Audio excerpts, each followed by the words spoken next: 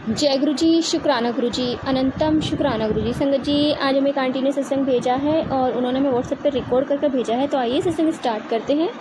जय गुरु जी। शिवाय शिव जी सदा सार, शिवाय गुरु जी सदा सार। जय गुरु जी। संगत जी, मैं गुरु जी की आशीर्वाद से अपना सत्संग शेयर कर रही हूँ और सत्संग शेयर करने में मुझसे कोई गलती हो जाए तो संगत जी गुरु जी प्लीज मुझे क्षमा कीजिएगा।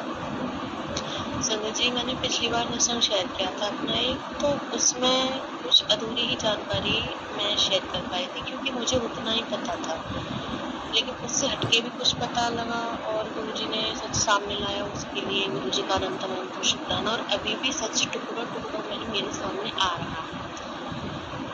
मेरी शादी को दिसंबर में 5 साल हो जाएंगे और इनकी तरफ से लव मैरिज हुई थी, मतलब इन्होंने मुझे चूज किया था। बहुत सारे रिश्ते आए, इन्होंने नहीं किया और मुझे चूज किया। मैं नहीं जानती वजह क्या था, बोलते थे पसंद करता था ये और ये वो पसंद करते थे, लेकिन इन्होंने ये भी था कि जब आप किसी से पसंद करते हैं, किसी को प्यार करते हैं, तो प्रायोरिटी किसी को मिलनी चाहिए, जैसे कि वो पढ़ना चाहता है, क्या करना चाहता है। तो इन्होंने शादी से पहले बोला हाँ मैं तेरी पढ़ाई वगैरह सब करवाऊँगा, और मम्मी से बोला कि जो करना चाहेंगी ये कर लेंगी और मतलब मैं इनकी पढ़ाई को जाया नहीं जाने दूंगा। आज 5 साल हो गए, इन्होंने कुछ भी नहीं कराया। मैं काफ़ी था, लेकिन हर बार मुझसे झगड़ा ही करते थे। तो मुझे समझ में नहीं आया कि प्यार किस तरह का। आप सामने वाले को ये नहीं देख रहे कि उसकी खुशी किस में है, लेकिन जब हम प्यार करते हैं तो हमें ये लगता है कि इसके लिए कुछ भी करना है और ये खुश रहना चाहिए सामने, मतलब जिससे हम प्यार करते हैं। इन्होंने ऐसा कुछ भी नहीं कहा, इतना जबर के रख दिया कि बच्चा नहीं होगा तो बहुत दिक्कत आती है, मतलब बच्चे के चक्कर में ये बच्चा हो जाए। बच्चा भी हमारी बेटी हुई। मैंने फिर पढ़ाई लिखाई का सपना सब कुछ छोड़ दिया अपने मन से। मेरे पापा 1000 बार मुझसे कहते रहे बेटा कर ले कुछ कर ले। और शादी के शुरुआत में बहुत सब कुछ अच्छा रहा, मतलब एक साल तक करीबन ये बेइंतहा मोहब्बत, इतना प्यार, बहुत प्यार। मुझे लगा ये मतलब हाँ भाई ये मेरी दुनिया है, मुझे इससे हटके कुछ भी नहीं चाहिए, मैं सारी दुनिया छोड़ सकती हूँ इनके लिए। वे इतना मैं इनकी इज्जत, इतना मतलब एक तरह से भगवान का दर्जा देने लगी इनको मैं दिया। और उसके बाद में इनका बिहेवियर अचानक से बदलने लगा धीरे धीरे। बात बात पे झगड़ा करते थे, कुछ मैं पूछती थी कहाँ जा रहे हो कैसे, तो झूठ बोलते थे हर बात पे और बस मेरी कसम खा जाते थे। तो मुझे लगता था कि कभी मेरी झूठी कसम खाएंगे ही नहीं, तो मैं इनकी हर बात को सच मान लेती थी। तो मैं गाँव गई, तो मतलब मैं प्रेग्नेंट हुई, उसके बाद में मेरी डिलीवरी होने वाली थी, तो मैंने अपनी सिस्टर को बुला लिया था छोटी को। तो वो आई, तो उसके साथ ही हंसी मजाक करती थी, वो भी बोलती थी। तो मैंने कहा हाँ भाई जीजा शादी है, ये हंसते बोलते इसका भी मन लग जाएगा, कुछ नहीं। तो उसके बाद में इनका जब पहली बार आई तो उनका थोड़ा अभी जैसे उन्होंने क्या किया, उम्र पकड़ी रसोई में किचन में। जब उसने घबरा गई वो कि ये क्या कर रहा, तो उससे बोला कि नहीं मुझे लगा तुम्हारी सिस्टर है और गलती से हो गया। फिर उससे धीरे धीरे चैटिंग पे, क्यों मेरा फ़ोन को रखती थी, उसके पास कोई फ़ोन नहीं था, मैंने तो चला लिया कर, तेरा मन लग जाएगा।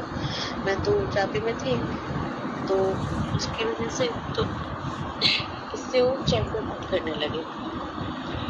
करते रहते थे, रात को सोने से पहले आधा घंटा तक बात चली रही है। और तो थोड़ी नादान थी संगत जी, मतलब थोड़ी छोटी थी, ये कोई उम्र उसकी नहीं होगी, सबका सारी थी, उससे इन चीज़ों का आइडिया नहीं था कि क्या चल रहा क्या नहीं। तो उससे कुछ पूछा होगा इन्होंने, शायद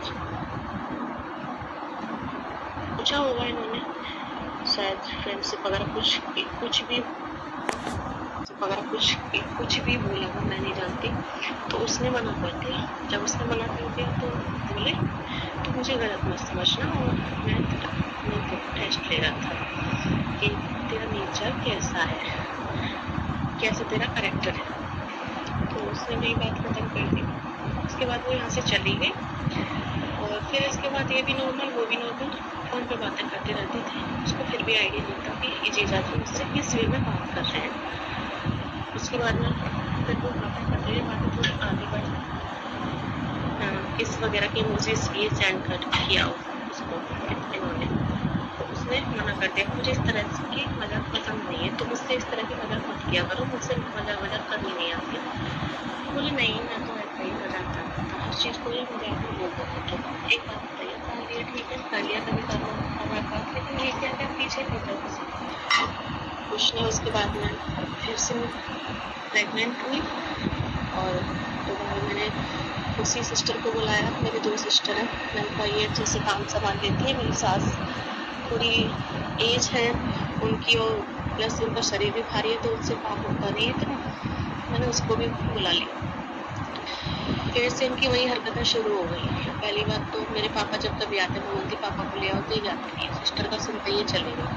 उसको जबरदस्ती रेस्टोरेंट में बिठाया, वहीं पापा छोड़ के चले गए पास एक जहाँ से उसको लेके आया था अड्डे से, तो खिला पिला के तो जो बच गया था कुछ भी खाने का, तो बोलते मैं दीदी के लिए ले जाता हूँ। तो बोलते नहीं इसे फेंकते, कोई जरूरत नहीं है, नहीं मैं तो लेके जाऊँ, क्योंकि उसके बाद मन में कुछ था ही नहीं ऐसा कि हाँ भाई ये कुछ ऐसा भी करना है। तो उसके बाद में वो घर ले आई। मैंने कहा अच्छा चलो ठीक है, ले आए। तो मेरी सास भी थोड़ा, उनका नेचर थोड़ा ऐसा ही है, खाने पीने पे ध्यान देते हैं, वैसे वो ध्यान नहीं देते हैं। मैंने कहा सोचेंगे कि कितना मतलब नाश्ता पानी करा रही है सिस्टर को, मैंने अच्छा ही है वहीं पे करा लाए। तो धीरे धीरे फिर मेरी भांजी की शादी आती है, तो वहाँ मैं प्रेग्नेंट हूँ, मेरे पूरा टाइम चल रहा है, डिलीवरी कभी भी हो जाए, तो इसलिए मैंने कहा बोला था कि तुम नहीं आ सकती, ऐसा कर संगत जी तुम नहीं आ सकते तो अपनी जो है सिस्टर को भेज देना उसके साथ, मतलब मेरे हस्बैंड के साथ। मैंने कहा ठीक है भेज दूँगी। उस टाइम इनकी तबीयत बहुत ज़्यादा ख़राब होती है, इनके कलेजे में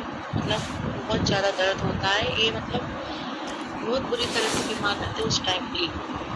जिस टाइम इनके दिमाग में ये सब की खिचड़ी तब भी चल रही थी, और मैं इनकी सेवा पानी में इस कदर लगी हुई थी कि बस मैं ही जानती हूँ। मैंने अपना ये नहीं देखा कि मैं कितने महीने में, मैं 8वां महीना चल रहा है, मैं पूरा दिन इनकी सेवा पानी में लगी रहती थी। कभी ये बना के खिला, डॉक्टर ने बोला 5-5, 6-6 बार, कभी कुछ खिलाओ कभी कुछ खिलाओ, क्योंकि काफ़ी ज़्यादा वेट बहुत कम है इनका और बहुत ज़्यादा पेट में रहते थे हर टाइम ये। तो मैंने कहा तो चलिए साथ में, तो इनका परहेज का कुछ दलिया खिचड़ी खाते थे या ज़्यादा कुछ नहीं खाते थे। मैंने कहा तो परहेज का बना के खिलाती हो इनको, क्योंकि शादी वाला घर है, कौन खिलाएगा हमें बना के। बोली ठीक है जीजी, लेकिन मेरा मन नहीं हो रहा, आप नहीं जा रही उस तरह से। मैंने कोई बात नहीं, मेरी जेठानी भी जा रही है, उनके साथ चली जाओ।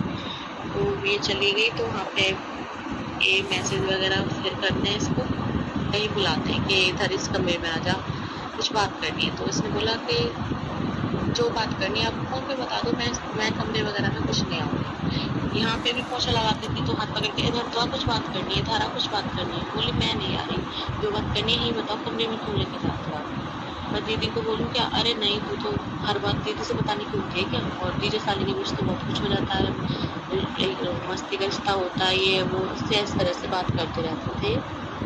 फिर उसके बाद मतलब लेकिन उसने सोचती है ये वो बहुत सारा कुछ सुनाया, फिर मैं चुप होगी, क्योंकि जब प्रूफ ही नहीं तो मैं क्या ही कुछ बोलूँ। तो उसके बाद में यहाँ गए, तो जब ये सब मुझे पता लगा तो मेरी सिस्टर जो वो बहुत ज़्यादा घबरा गई, डर गई, इतना डर गई। और प्लस मैंने मेरे फ़ोन में मेरे हस्बैंड का फ़ोटो था, जिसमें वो एक गाड़ी के पास खड़े हुए थे। मेरी सिस्टर ने अपने फ़ोटो मतलब कॉपी पे वो फ़ोटो बनाए हुए थे स्केच कर। ये चीज़ मुझे आज तक समझ में आई कि वो इतना कुछ बोलती है कि मेरी तरफ से कुछ नहीं होता, आपके पति ही मेरे पीछे पड़े हुए थे। मैंने 1000 बार उनको समझाया कि आपकी लव मैरिज हुई है, आप क्यों ऐसा कर रहे हो दीदी के साथ, क्यों बार बार मुझे इस तरह से परेशान कर रहे हो। तो वो हमेशा ही बोलते थे कि मैं प्यार तो किसी से करता हूँ, उसकी जगह मेरी लाइफ में कोई नहीं लेगा, और मैं तो बस एक साली के तौर पर उससे बात कर लेता हूँ, और कुछ नहीं है। एक साली वाला अट्रैक्शन हो गया मुझे उससे, कुछ नहीं। उसके बाद में फिर उसने भी कुछ नहीं बताया, इन्होंने मेरी कसम खाई। उसके बाद में मेरे पेट में मेरी बेटी थी, उसकी भी कसम खाई कि कुछ भी नहीं है, मैं इसकी कसम खा के कहता हूँ मैं कुछ भी नहीं कर सकता, ये है वो है। हो सकता है मैंने ऐसे इसलिए किया हो कि बेटी को कुछ चाहिए हो, उसे कुछ खाने को दिया हो, तो मैंने बोला हो कि आज कैसा लगा, और मेरे अंदर कोई भी गलत ऐसा कुछ है नहीं। तो मेरी कसम खाई और माता रानी की कसम खाई, और मैंने सबकी कसम खा ली, मैंने यकीन कर दिया। उसके बाद फिर सब कुछ खत्म हो गया।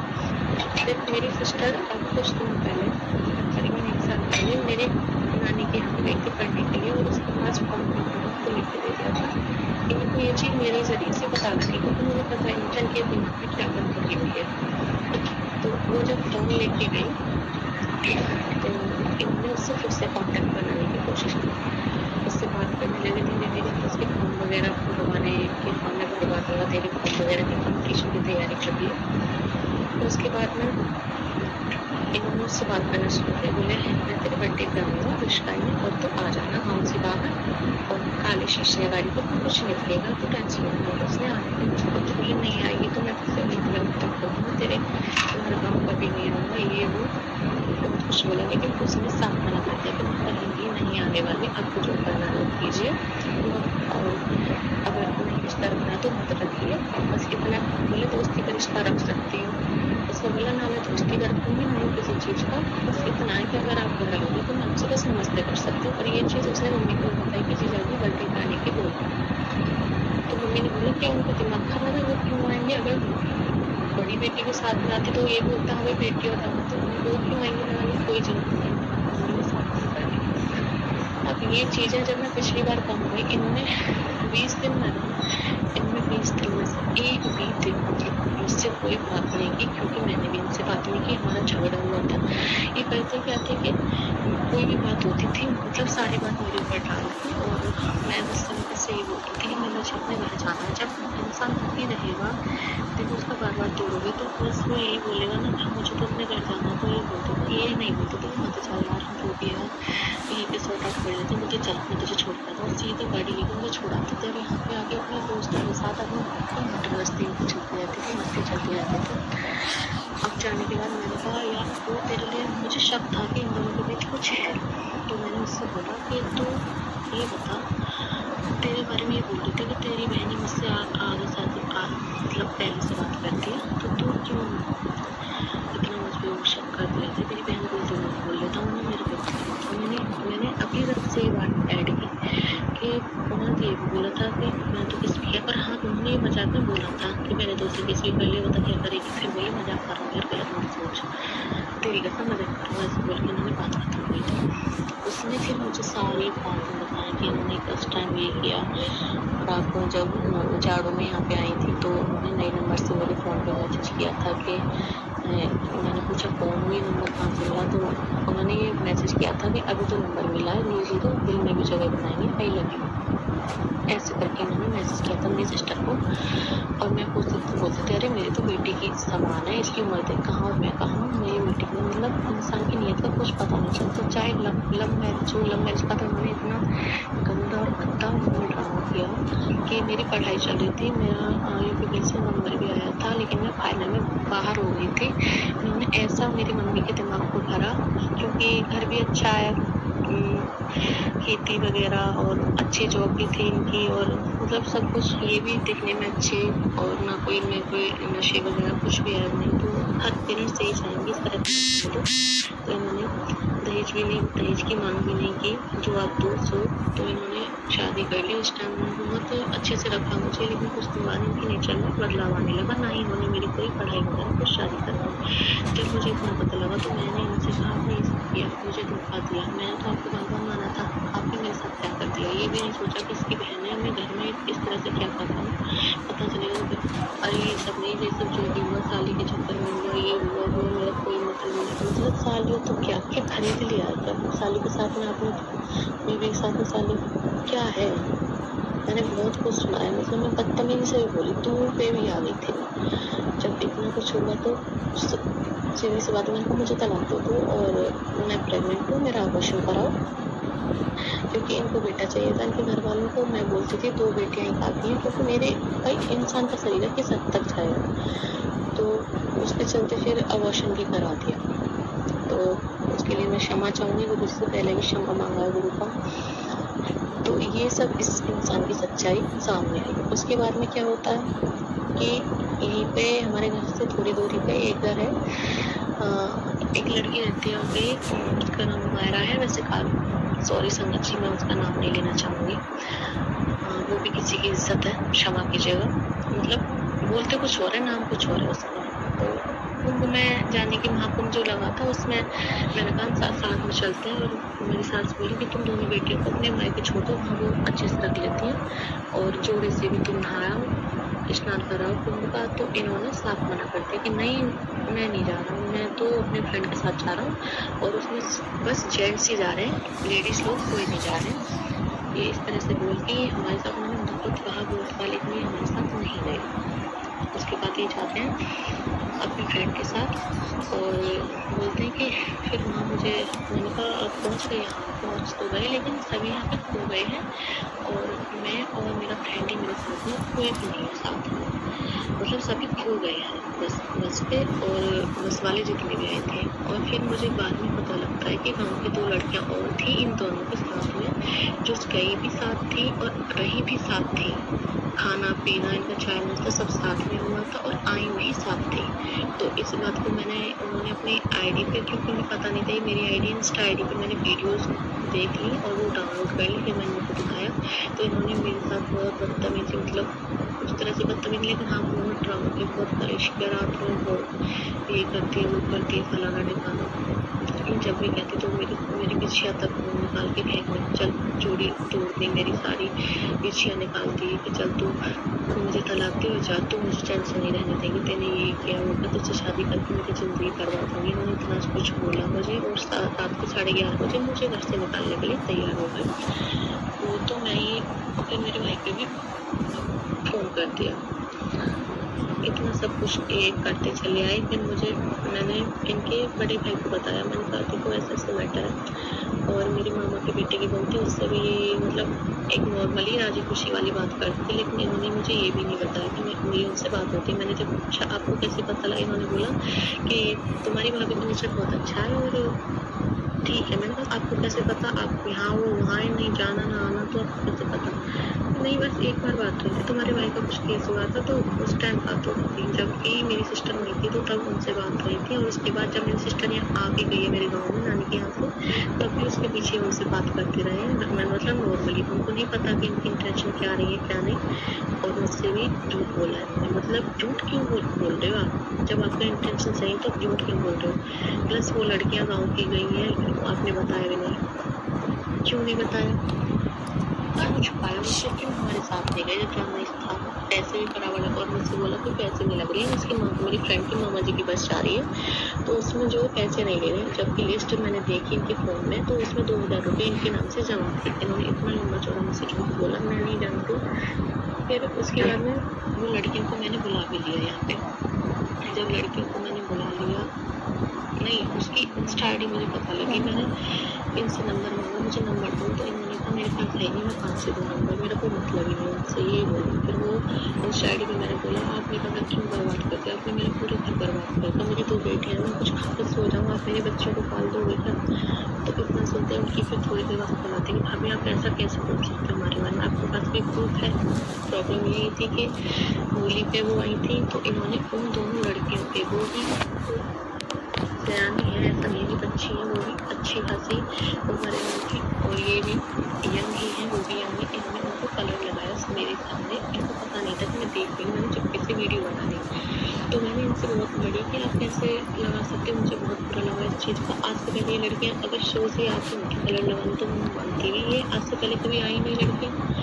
तो फिर इन्होंने बात को डाल दिया कि मैंने तो सबके सामने लगाया, मैं गलत होता कि सबके सामने बोलता। यही चीज़ इन्होंने मेरी सिस्टर के मैटर में बोली थी कि मैं गलत होता तो ऐसे बोलता, ये करता, तेरी सिस्टर है और मेरी तो बेटी जैसी है, इसी तरह से बोला। और इस बार भी यही बोली। और वो लड़की हुई है जब मेरे पास मेरी जेठानी ने कहा कि ये मूवी भी गए थे, और जो है मतलब जो उनका फ्रेंड था उसकी वाइफ ने मेरी जेठानी के पास फ़ोन किया कि तुम्हें कुछ पता भी है, ये वहाँ जाके बैठते हैं मेरे हस्बैंड और तुम्हारे देवर, कुछ इनका मैटर चल रहा है। तो उन्होंने बोल दिया कि मेरे देवर का तो कुछ हो नहीं सकता, उनका आज तक हमने कुछ केस ऐसा सुना नहीं है, तुम गलत बोल रही हो, ऐसे करके मैंने बात डाल दी। लेकिन वो भी एक नंबर की हैं, वो भी घर बिगाड़ने में कम नहीं है। तो उन्होंने फिर मैंने उनको बुलाया, मैंने कहा आपसे उन्होंने क्या बोला इनकी फ्रेंड की वाइफ ने? तो बोले कुछ नहीं, मैंने ऐसे मना कर दिया था कि इनका भैया का कोई मैटर नहीं। तो उन्होंने बुलाया तो उन्होंने मैंने उनसे पूछा, नहीं ऐसा कुछ नहीं। मैंने कहा नहीं है कैसा नहीं, ये झूठ बोल के कुंभ में गए थे, 3-4 दिन में लौटे थे, साथ में इन्होंने चाय कॉफ़ी खाना पीना सब खाया और इन्होंने एक बार भी नहीं बताया कि गाँव की लड़कियाँ भी हमारे साथ हैं। इसका क्या मतलब है झूठ बोलने का? जब आपका मन साफ है तो आप सीधे बोलोगे भाई ये हो गए, और ये लड़कियाँ भी बेचारी मतलब ये अकेली, तो हमने इनको साथ ले लिया है, कहाँ जाएंगी कुंभ में, ये वो भी बोल सकते थे। ऐसा कुछ नहीं छुपाया इन्होंने, तो छुपाया तो सीधे मैं तो यही बोलूँगी, जो एक बार गलती कर सकता है तो 2 बार करने में कोई वो नहीं है, शर्म नहीं आएगी। और उस लड़की की उम्र बेहद मेरी सिस्टर जैसी है लगभग होगी वो बेचारी में। तो उसके बाद में वो लड़की महारानी देखी, भाभी हमारे मुझसे कोई भी कैसा भी दूर दूर तक पूछता नहीं है, मेरा फ़ोन आप रख सकती हो, जिस 10 दिन रखो 8 दिन रखो जिले में आपको कोई भी क्लू ऐसा कॉन्टेक्ट मिल जाए। एक बात बताइए, जब आपको पता चल ही गया करीबन 8-10 दिन पहले या 2-4 दिन पहले, तो आप क्यों फ़ोन में कोई प्रूफ छोड़ोगे जो मैं आपका फ़ोन चेक करूँ? तो मतलब कुल मिला के इन सब ने मुझे गलत साबित कर दिया कि तू गलत शक कर रही है, इन दोनों लड़कियों ने भी, इनके दोस्त ने भी और इन्होंने भी, खुद मेरे हस्बैंड ने भी। लेकिन मेरे दिमाग में आज भी मेरे सीधे सवाल का जवाब नहीं मिला मुझे कि आप कुंभ में इस तरह से झूठ बोल के क्यों गए और क्यों इन लड़कियों के बारे में आपने मुझे कुछ नहीं बताया। तो संजय जी, गुरु जी, आज तक भी मुझे सच का पता नहीं लगा है। मेरे हिसाब से सच आज भी अधूरा है और इनको लगता है सबको, घर वालों को पूरी बात क्लियर हो गई है। देखिए गुरुपा, इतनी तो आप भी जानते हैं कि मैं भी पागल नहीं, तो बिना वजह में इन पे शक करूँगी। मैं तो इनके बारे में इतनी पागल थी, इतनी अंधी थी कि ये बोलते थे ना कि ये रस्सी नहीं सांप है, तो मैं बोलती हाँ ये सांप है, आप जैसे कहो वही। इन्होंने बोला वो आपसे से मतलब नहीं रखना, नहीं रखना, ये नहीं करना, नहीं रखना, यहाँ नहीं जाना, वहाँ नहीं, मतलब इस तरह से उन्होंने मेरे जीवन को कंट्रोल कर दिया था एक तरह से कि जैसे कोई चाबी की कुड़ी होती है ना, इतनी चाबी भरो उतना चलना बस, इस तरह से उन्होंने मुझे किया। और गुरु जी ने सच्चाई मेरे सामने लाई, उसके लिए अनंत शुक्राना। और मैं गुरु से ये अरदास करती हूँ कि इन लड़कियों के साथ इनका मैटर रहा है तो उस मैटर को आप क्लियर करें। और उसी बीच में मेरी जेठानी ने जब मैंने इतना कहा तो बोलते हैं कि मैंने बोली कि मूवी भी गए थे और ये होटल भी गए थे 4 जने, और ऐसे सामने दुकान है चौपाल पे, तो उन्होंने मुझे बताया है ये मतलब उन्होंने भी मेरे अच्छे से काम करती है। तो मैंने सीधा ये मेरी सिस्टर लोग यहाँ पे गई थी मेरी सासू माँ को लेने, तो मैं इनसे बोलती हूँ सीधे कि आप मुझे उस लड़की का नंबर दो, मैं उनके लिए कुछ खा के सो जाऊँगी, आप बस होते हुए आओगे, आपको कुछ नहीं मिलेगा। मैंने गुस्से में यही बोला समझ जी। तो ये इनके हाथ पैर काँपते, इन्होंने सीधे मेरे मायके में फ़ोन कर दिया कि आपकी बेटी तो फिर से जहर खाने की धमकी दे रही है, ये वो। मेरे मम्मी पापा मुझसे बहुत लड़े बिना ये जाने के मैटर है क्या।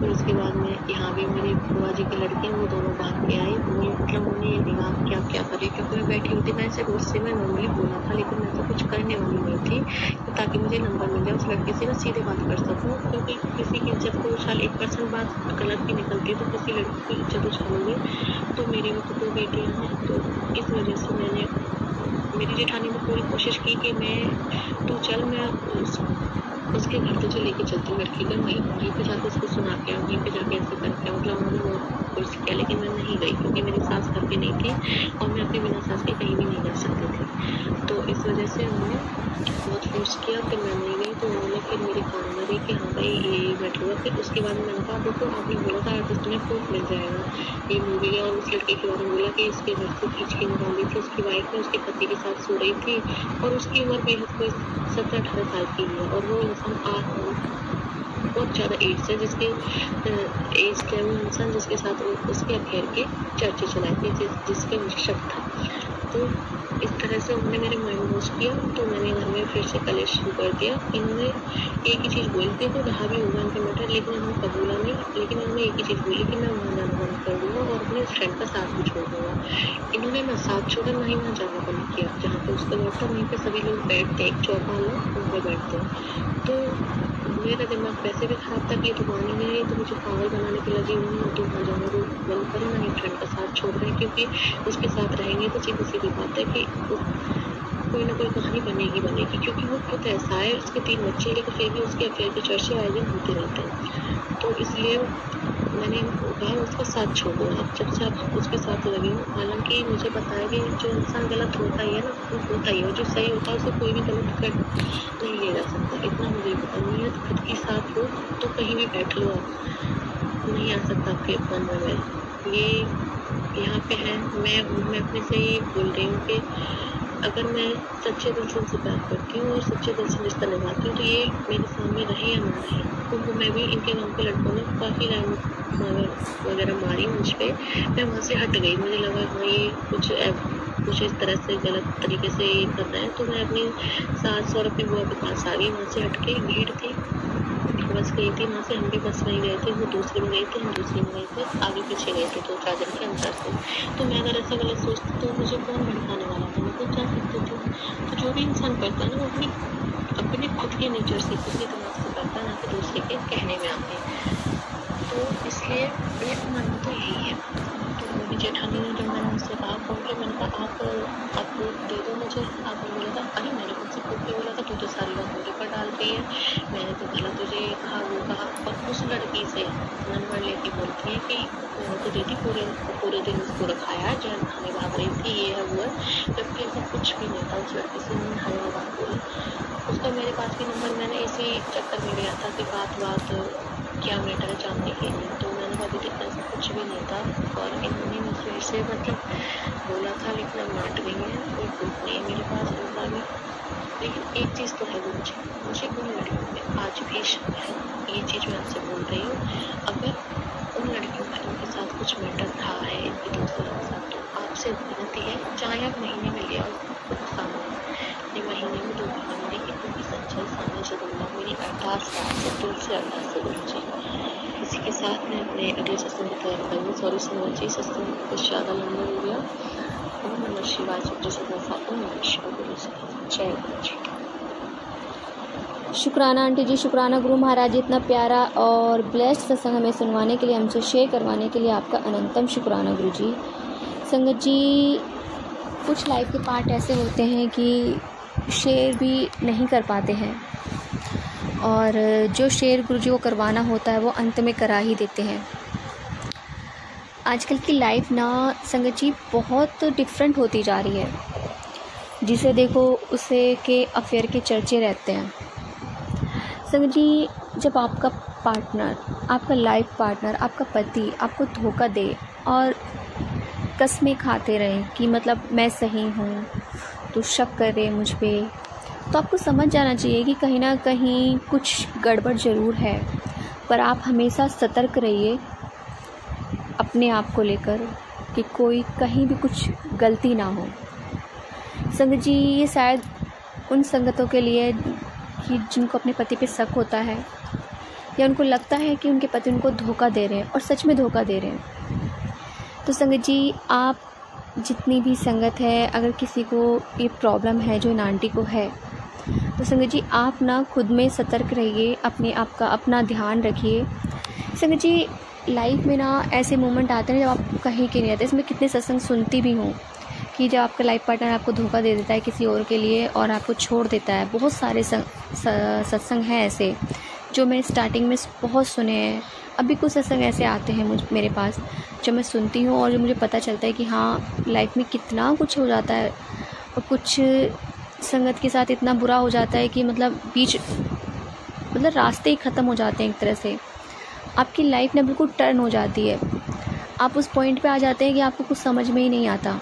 तो संगत जी, इस जितना हो सके आप गुरुजी पे भरोसा रखें। गुरुजी महाराज अगर कोई भी सच आपके सामने ला रहे हैं ना, तो वो आपके बेहतर के लिए ला रहे हैं, आपके भले के लिए ला रहे हैं। क्योंकि गुरु पाना हमारे लिए हमेशा अच्छा सोचते हैं, हमारे लिए गलत कभी सोच ही नहीं सकते।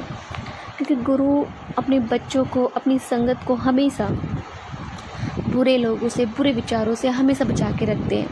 तो संगत जी, जितना हो सके अपना ध्यान रखिए, गुरु पे विश्वास रखिए। गुरु महाराज जी जो भी करेंगे अच्छे के लिए करेंगे। जय गुरु जी, शुक्राना गुरु जी, अनंतम अनंतम शुक्राना गुरु जी। संगत जी, यदि आपको सत्संग अच्छा लगा हो तो प्लीज़ हमारे चैनल को सब्सक्राइब कीजिए, लाइक कीजिए, शेयर कीजिए, बेल आइकन को प्रेस कर दीजिए ताकि नए सत्संग की जानकारी आपको जल्द से जल्द मिल सके। संगत जी, यदि आप भी अपना सत्संग शेयर करना चाहते हैं तो आप भी हमें हमारे व्हाट्सएप नंबर पर रिकॉर्ड कर भेज सकते हैं, लिख कर भेज सकते हैं। आपके सत्संग भी और संगत द्वारा शेयर किए जाएंगे। संगत जी, सेवा हमें गुरु महाराज जी ने बख्शी, तो आप भी सेवा का भागीदारी बनिए। आप भी अपनी सत्संग